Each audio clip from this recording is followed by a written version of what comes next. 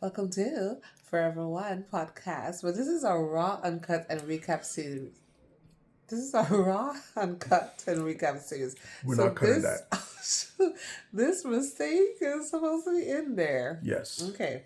So basically, we thought about doing a recap series where we'll go over a couple of the episodes and Yes. probably address some of the questions or some of the great comments that you left under the videos, and probably get a chance to explain a couple, but we really don't want this to be long, and further elaborate on a couple points that we could have elaborated on more. But we strategically build the podcast episodes in a way to be really like a power boost. It's like a advice boost, wisdom boost, talk boost. It's supposed to be really full within the time that it has. But we love the dialogue that's happening, and Yeah. we really love A lot of dialogue. the support. Yeah, a lot of dialogue. A lot of people have a lot to say. They're very opinionated, right? Yep. So love it. Love it. Yeah, It we love helps the discussion to continue. And so that's what we want to do as we continue going through So the if series. you may realize we're kind of talking a little low, that's because our kiddos are Sleeping in. literally, we're on a time constraint, Time crunch. because any minute there is going to be little bodies busting through the door, and we said raw and uncut. So you might hear But it. you see what you get. Okay, so we're going back to should your spouse be your best friend? And I don't know, is there anything you felt like you could have said or you didn't say? Did you even say that I'm your best friend in that episode?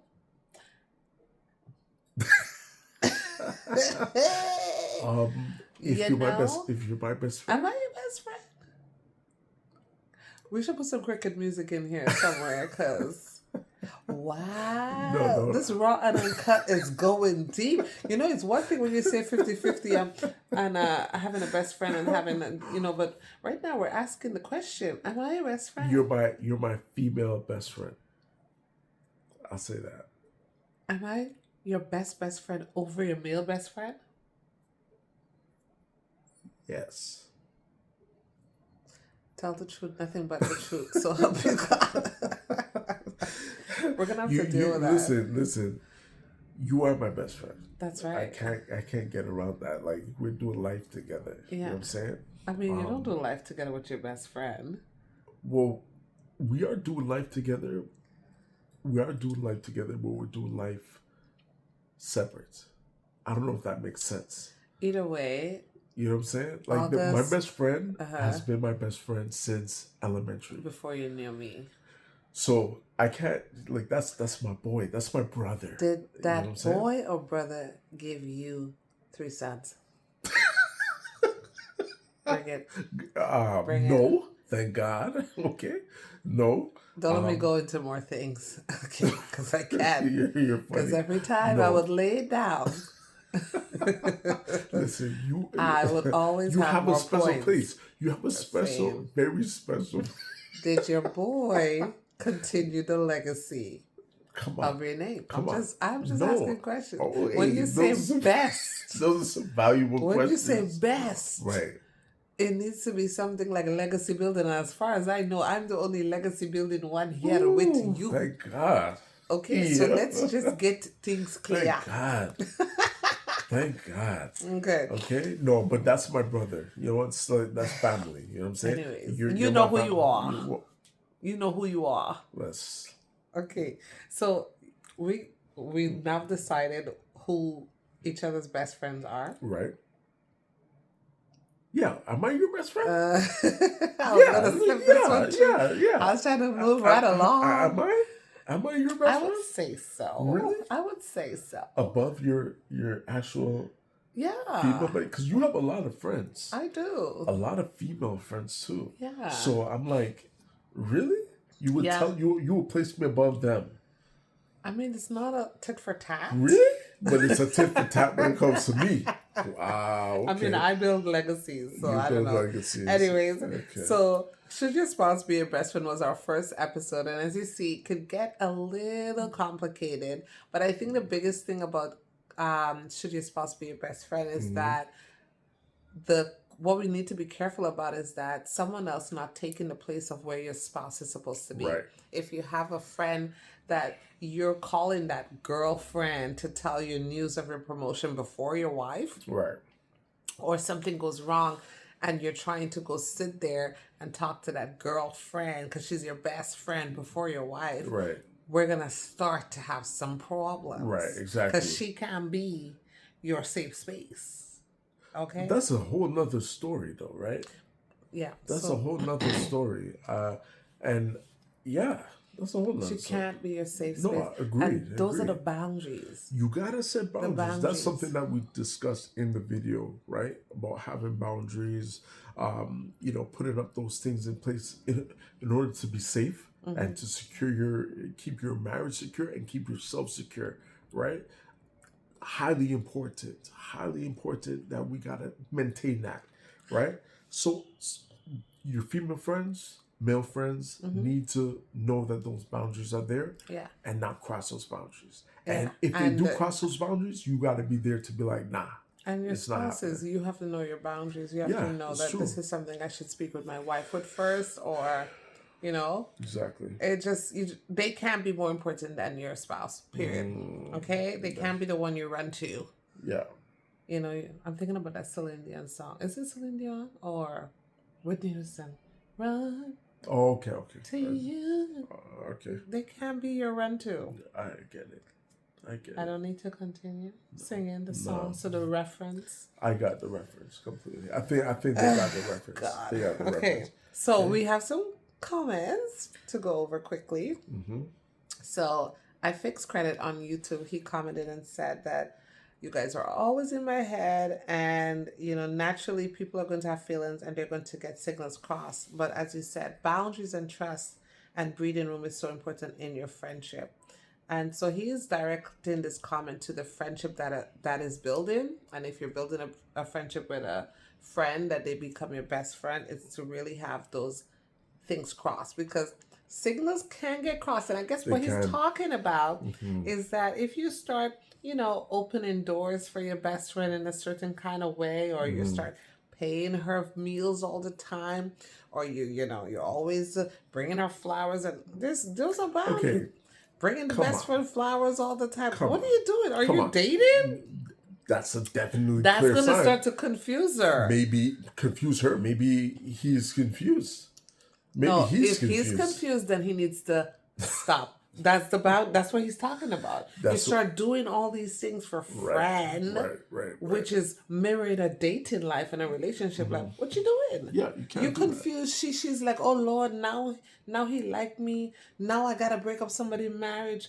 Okay, I So gotta you're do saying what I gotta that do. you're saying it as if the guy's married and then the friend is not married.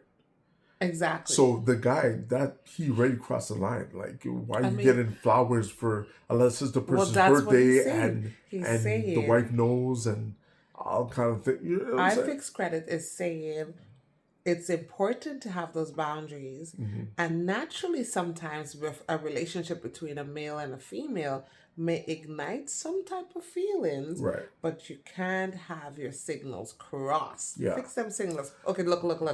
You remember that video that circulated where this concert was happening, and this guy and this white couple, they got caught. Coldplay concert. Okay. They got caught on a jumbotron kind of idea, and he was hugging up this woman, she was hugging up this man. You would think you were like, ooh, and you're eyeing because the jumbotron shows this sweet, lovely couple. Okay, but what? Both of them were married. Yeah. Both of them were employees. Yeah. And their signals got crossed. Yeah. And they were once friends who when trouble was in the water at home, they were confiding in each other so much that the signals jammed. And then I don't think the signals jammed. I think they purposefully set the signals. Well, either way, You know what I'm saying? No. Signals got somewhere. For sure. But they set those signals. And if you, as an individual who has a wife or a husband, and you are at the point where, things aren't going well, right? And then you turn to this person for comfort, and the person, it leaves room. So that other individual, the woman, let's say, will be like, "Oh, your wife is going in them ways for real? Like that's pretty messed up. You don't deserve that. You know, like." And find their way to creep in. So you're saying as a woman who What I'm saying, no, it could go both ways. It could go both ways. But I'm just talking about from the perspective of a man, right? But I think like when you're in those spaces and you're looking for love, attention, to be heard, to be valued, to be, that person is that safe space they start to provide. Right. And if you're not careful, and if that other person is not careful, those lines get crossed. It's like it's no longer a safe space. It's like you are my safe space.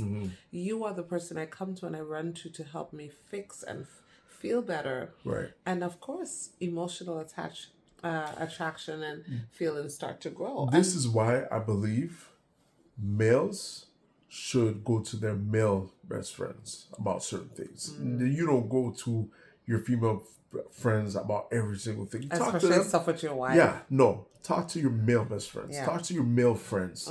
Have those types of conversations because they might be able to be like, "Yo, listen, this is normal. Snap back out of it. Let's get back into it, right?" Yeah. As opposed to coaxing you on. Mind you, some guys will still do that, right? But they would. To be like, forget.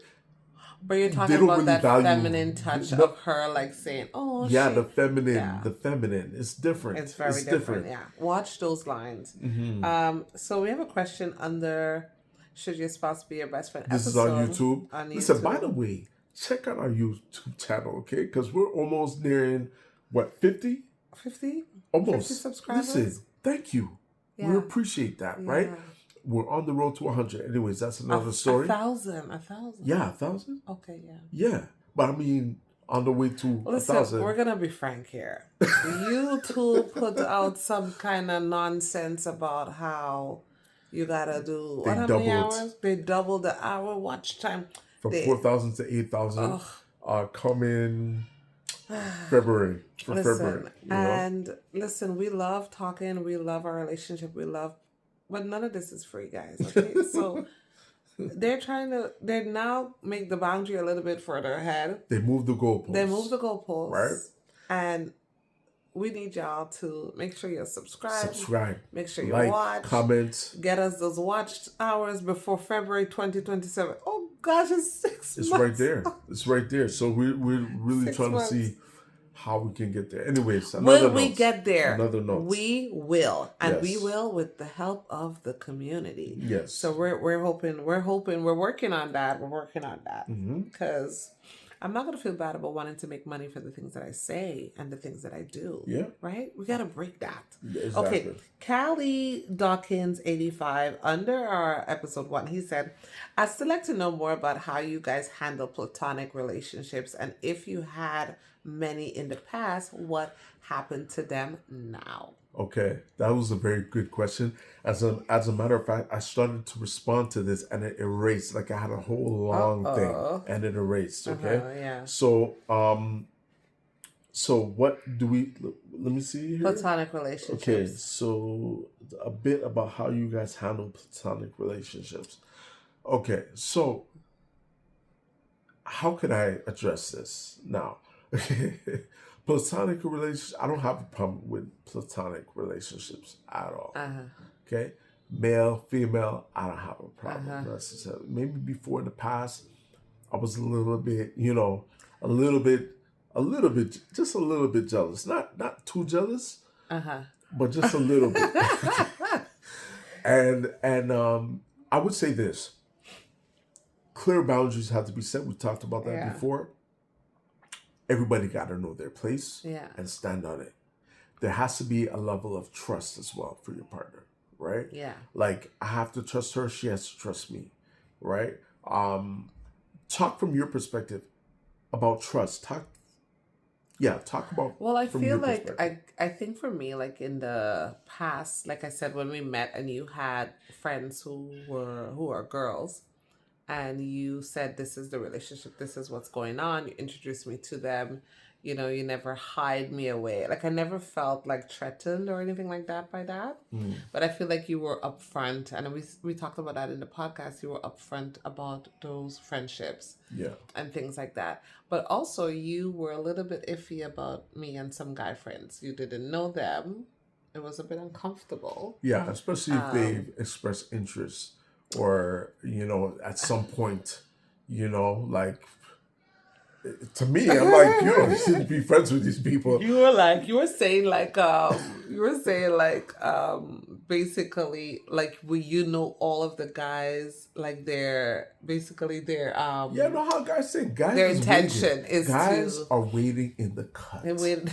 That's what he used to say. Okay, they're waiting in the cuts. They don't have to say nothing, especially if they're not in a relationship. Yeah. I don't trust those guys. There was if you're one. in a relationship, okay. I might be able to a little lax off just a little bit. But if you're not in a relationship and you're just a best, and you look good and taking, that's just an opportunity. Yeah. You know what I'm saying? I don't want no opportunities around my queen.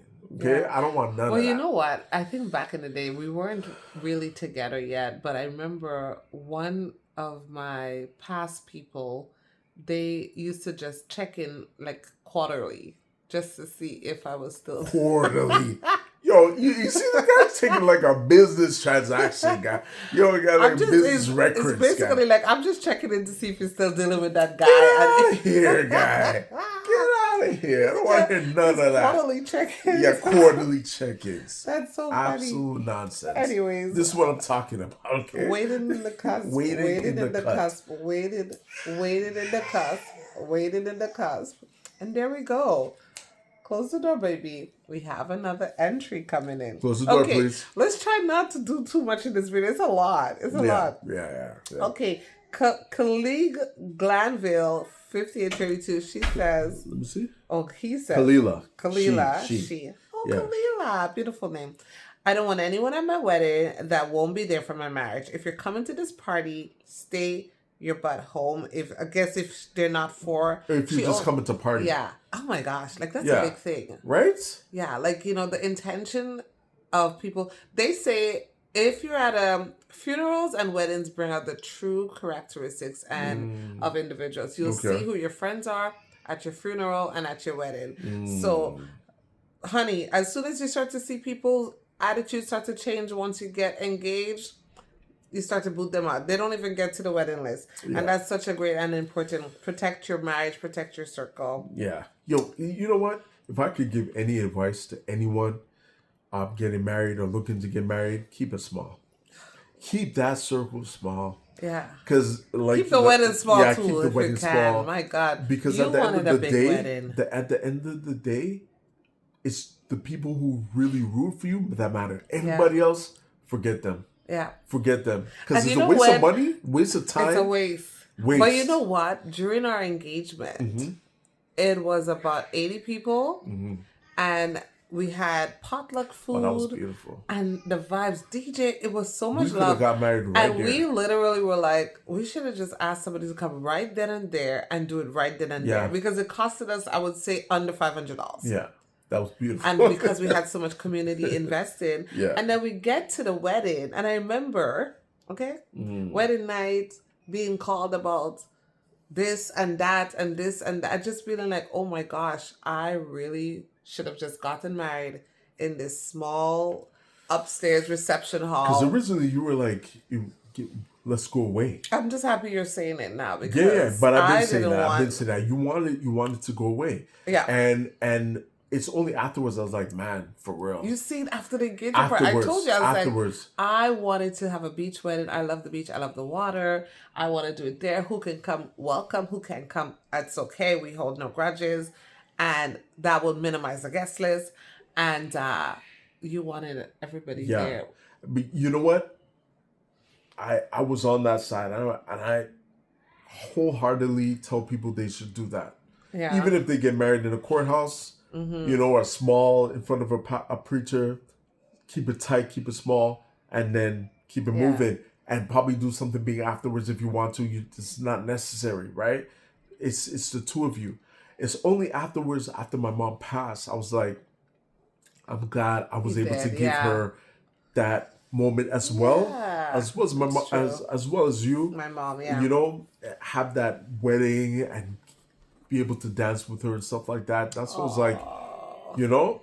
But apart from that, bruh. bye. You know what I'm Bye. saying? Like, One time. it is not what One. it's cracked up to be, honestly. That's it. And you know what?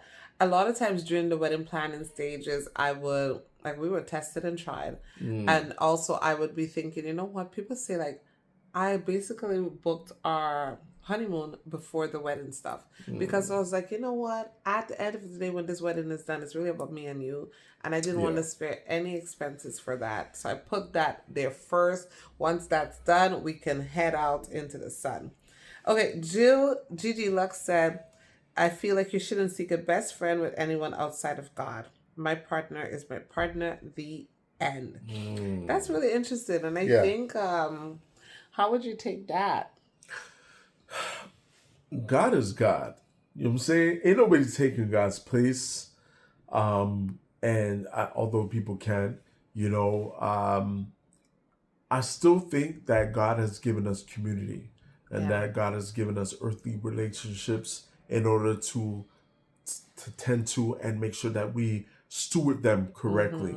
You know, the Bible says it's not good for man to be alone, right? So, yes, I believe that, you know, God should be first and foremost and everything.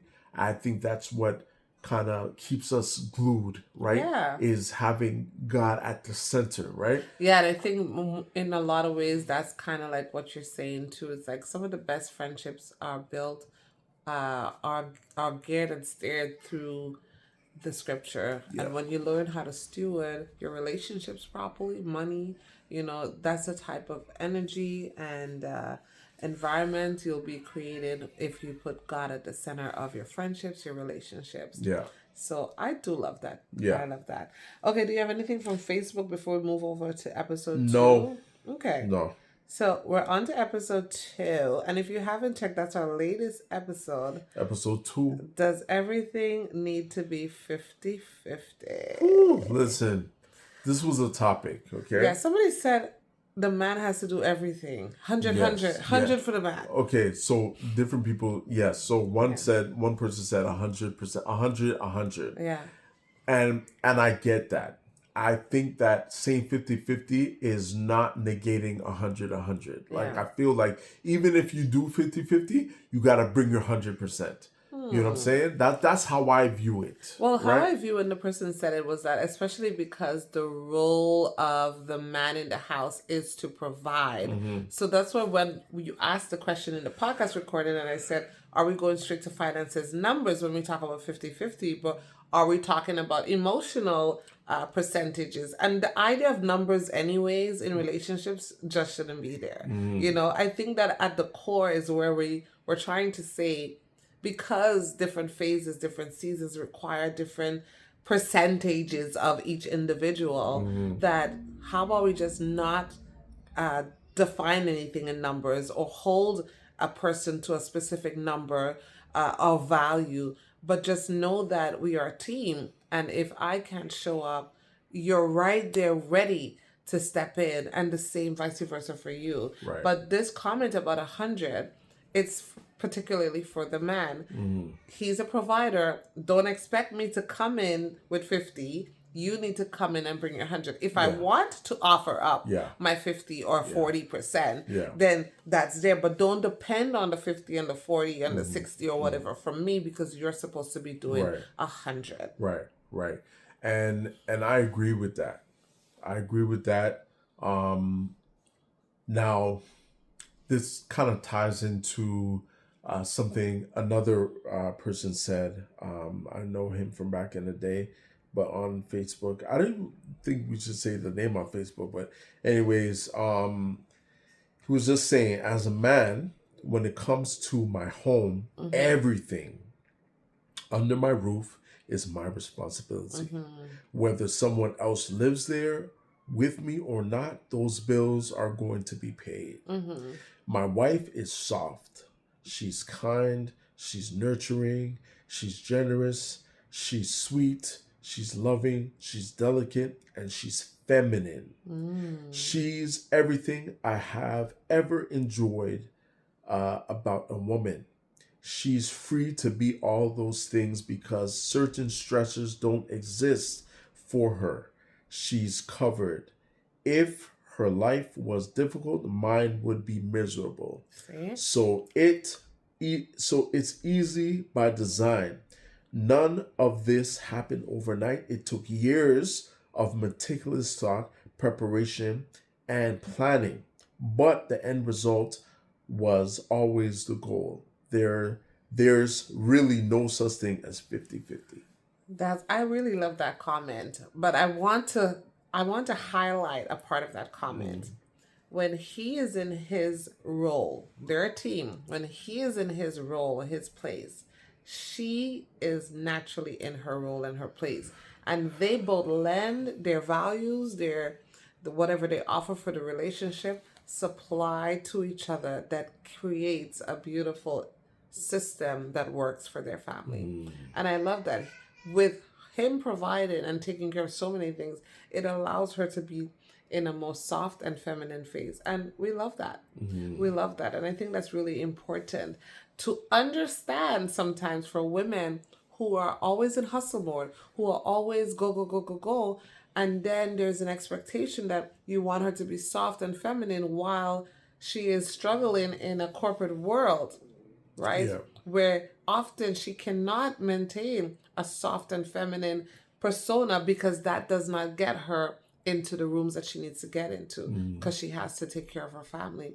Right. That needs to be understood. So when you see a woman and you may not understand why is she so stoic, or why is she so, cold, or why is she, sometimes you have to wear that face so much so that you're not even understanding that it leaves the business area with you and come home or go to a restaurant and you're not sure of, when to put it down. And that hustle. And I think when the soft girl life era came around, a lot of women were, just, they really took to that, because the idea of someone else just taking some of the load away from me so that I can take my time to breathe, I can feel a little bit, or I can gracefully go through my day. Right.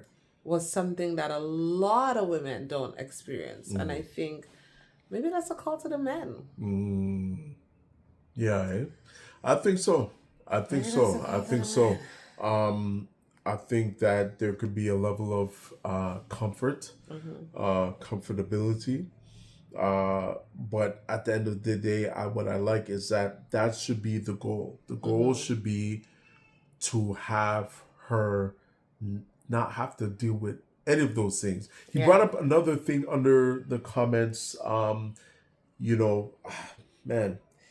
he brought up a lot. Okay, and we went back and forth. Amazing. If you and really good, because I agree with a lot of the things that he said. So without going too much into it, you can go on my page.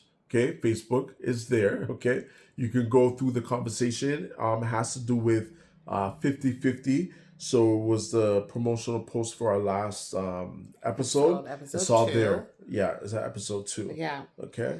And that's it, really. Like, if 100% works for you, and 100% is the goal, I think, for most men, they would love to take care of their woman 100%, and she can just be. Because one thing that he said was that a lot of people get married prematurely. Right? And where the man is not completely secure financially. Right? And I agree. But when would that be for some people? But you see, that's the nuance, right? Yeah. That's the nuance, right? Because you could say, because I was saying that at one point, and if I waited completely, maybe I would have gotten married even later in life. But maybe according to what he's saying is that then that would probably be the best time, right? So there's some couples that would be like, or some men would be like, I'm waiting until I'm financially secure, until I get married. I'm not stressing myself about that, right? Then some women will be like, yo, I don't care about that. Yo, let's build together, right? So and then there's some men that will be like, you know what? I'm looking for someone to build with. Yeah. Some will have things in place already, and some will not, right? Yeah. So some people are looking for that partner. There's so much There's nuance so many. here. Oh my God. But even you saying that right now Mm-hmm. is that you can marry the person that has it all together. You can start a marriage off where the man is 100% and you just got to bring your soft girl self. You got to wake up whatever time of day you want. You start the day with yoga. Not yoga. You start the day with breathing exercises and whatever. You take yourself to get your matcha. You then take the rest of the day off because you can, Right. and that's great. And then, one bad business deal and you're required to kind of come in and help. Things can happen either or way. The most important thing about this 50-50 episode that we need all marriage couples to really take a hold of, it is a team. We can, if we're trying to win, if the goal is us winning, it can't be about who is going to kick the ball to the goalpost. It can't be, oh, I already did that. You should. It's your turn. It can be, as long as as long as we can see that, okay, as long as you can't, I'm right there with you. If you're getting weak in some area, I'm going to pull up my strength, and vice versa. Because I feel like, we forget about, like, especially married couples, like in sickness and health. What happens if that man cannot provide anymore? What happens if, okay, then he will have certain things in place, right, in order to help carry on and sustain the family and stuff like that. Some people don't have it like that. Okay, some people don't have it like that. But that doesn't mean that that's not the goal. Yeah. Right? Sickness and health, till death do us part, for better or for worse, all of that, right? Yeah. And not to use that as a thing that would make you, I want to say, like where you would take advantage of someone, right? Where it is simply the vows that you took, you're standing on that, and you're pushing toward a goal where you, as a man, could hold everything down. You know what I'm saying? But just because you're not able to hold everything down, if you have someone that's in your corner, that you're putting your resources together to make things happen so that you guys can have a better life, don't reject that individual or reject a marriage proposal because of that necessarily. You know what I'm saying? If he has a good job, might not be the best job. If he is able to pay his bills, and hopefully pay your bills. Oh my God. But you know what? He did bring up a good point. He's like, would you want your daughter marrying into, with a man who is not there? No. But not necessarily. But there can be, we all have different goals, so there could be a different definition for all of us. For some of us who grew up with instability of home, there could be like the person has a home.